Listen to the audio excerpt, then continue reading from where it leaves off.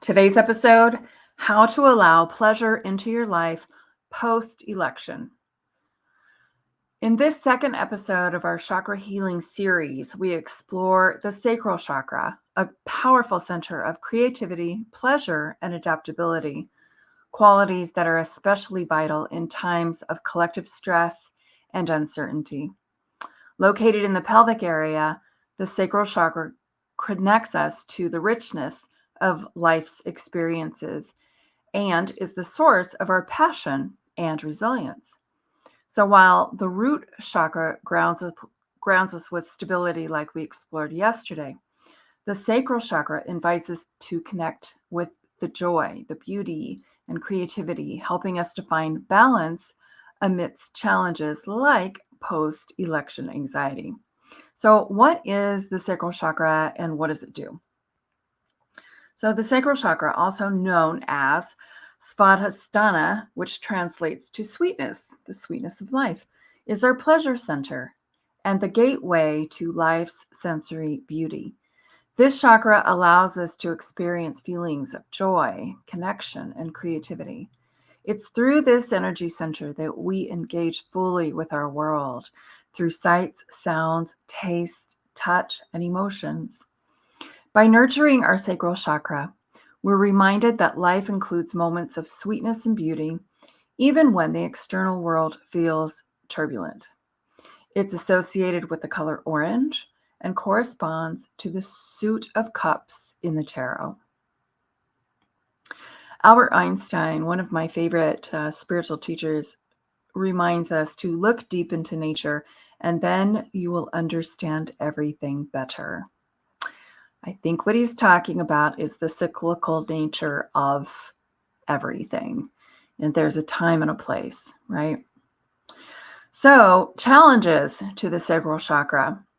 Today's world often discourages passion and sensitivity, and especially now, we're just not feeling it, encouraging us to suppress our emotions rather than embrace them. We're taught to second guess our natural impulses, or what I call intuition, and even feel guilt for taking pleasure in the simple joys of life. These societal pressures can result in a disconnected sacral chakra where we may feel numb or lack inspiration. Can anybody relate? It happens. When, not if, when the sacral chakra is blocked or imbalanced, we might experience feelings of inadequacy, emotional unfulfillment, or low motivation. I call it low mojo. On the other hand, an overactive sacral chakra can lead to addictive behaviors and overindulgence as a means of coping. So a balanced sacral chakra allows us to stay grounded in our passions and creativity, empowering us to respond to challenges with adaptability and resilience. So if you're feeling disconnected from your sacral chakra right now, which a lot of us are, I have some tips that can help you reconnect with your sacral energy. Restoring balance to the sacral chakra start with becoming aware of your relationships with pleasure, creativity, and connection. How important is that to you? Where is that on your value scale? Consider whether you feel open to life's sensory experiences, like trying new foods, savoring food, music, beauty, and nature. I mean, there's such an abundance of beauty surrounding us. And here are a few simple ways that you can nurture this energy center yourself today. You can embrace movement. Dance, yoga, and even just mindful stretching helps release blocked energy in the hips and pelvis. And movement is such a big energy shifter, right? When I used to have my office in Pacific Grove and I saw people in person, I kept a hula hoop in my office. And when I did energy healing and chakra balancing, and if I detected that there was some sluggish energy around the sacral chakra when we were finished, I would ask my clients to use a hula hoop. And lo and behold, just right away, you cannot hula hoop and be serious at the same time, right? So it really releases that energy, that blocked energy, and it just allows you to play. It allows you to, get into the motion. The motions take over your mindset. I think that's the big key and the big takeaway here, right? So once we start moving our bodies and changing the energy, our minds follow. Another tip is to find beauty in your surroundings. That's what I did on the second day, on the 6th. I went out and raked leaves. I had to ground myself. I was pretty upset and very angry. And it's fall. And so I'm raking the leaves and I'm looking at the trees, and I just stopped and marveled and said, well, the trees are still beautiful. And then I'm surrounded by mountains. I live in the Southern Oregon Valley. And I looked at the mountains and I had the same feeling and the same thought. And I said out loud, well, the mountains are still beautiful. And that fueled me for the rest of the day and reminded me of the bigger picture, basically. So the last thing you can do here, at least on my list, there's many things you can do, is to explore your senses.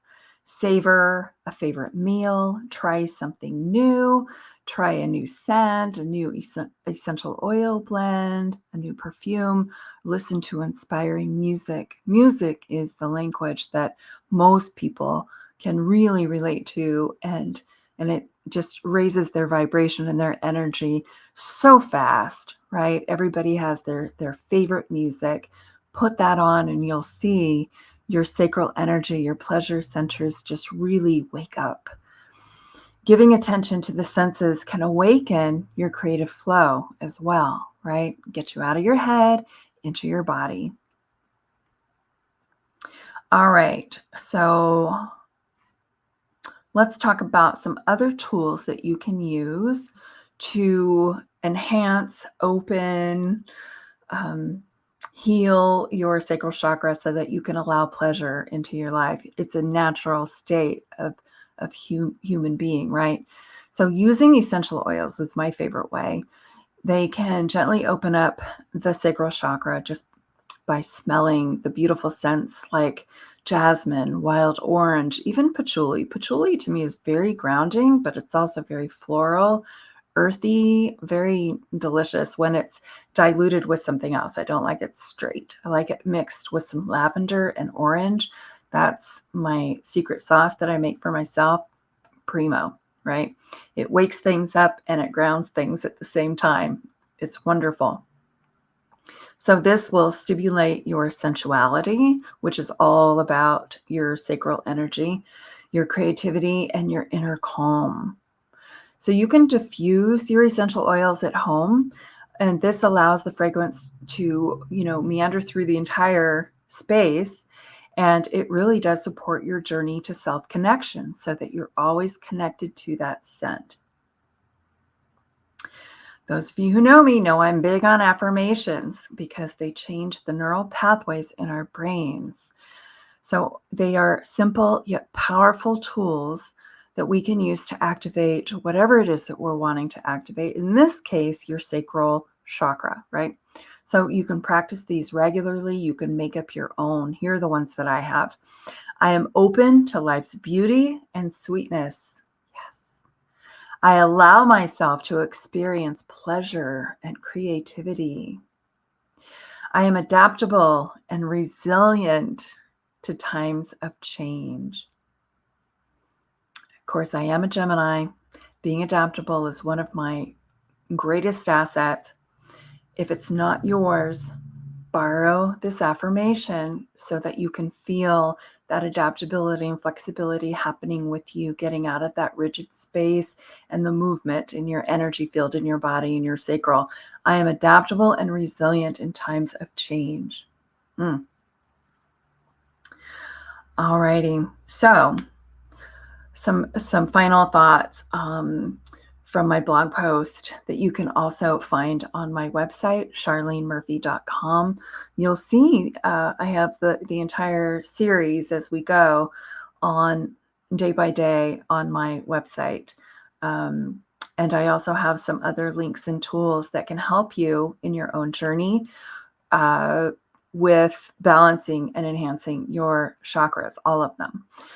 So our sacral chakra reminds us that self-care and connection to joy are essential, especially during times like this, where we feel disconnected, we feel off, we feel maybe even a little fearful of our neighbors, not knowing who's who, what's what, everything feels a little sideways, right? And so by being in our own bubble and putting on our blinders and being in our own world, we can embrace our personal pleasure and our creativity. And when we do that, we foster a sense of balance.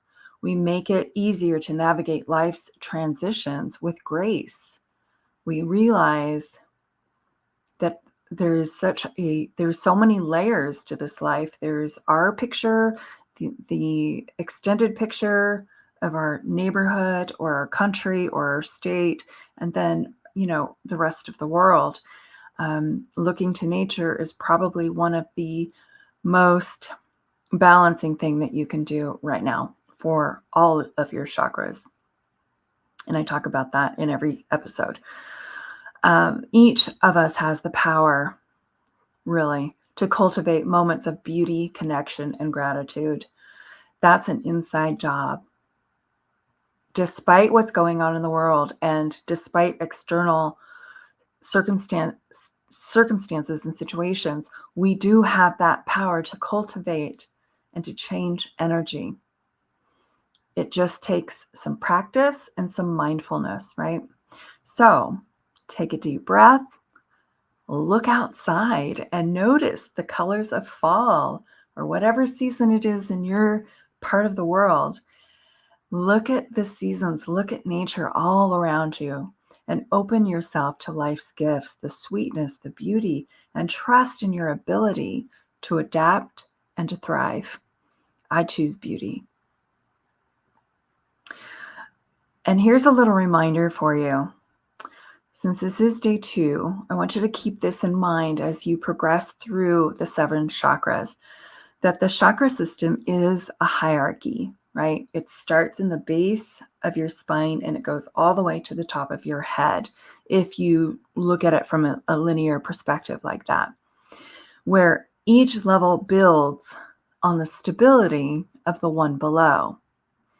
For you to fully experience in the pleasures of the sacral and get creative and feel connection and the potential of each of the chakras above, your root chakra needs first must be met. That's why it's at the bottom. It's the base. It is the base chakra. So if you need to go and look at that article from yesterday, go take a look at the root chakra and how to balance that. So I guess what I want to say is to be gentle with yourself, to pace yourself, and take your time on this journey. Your journey is unique to you and different from everybody else's.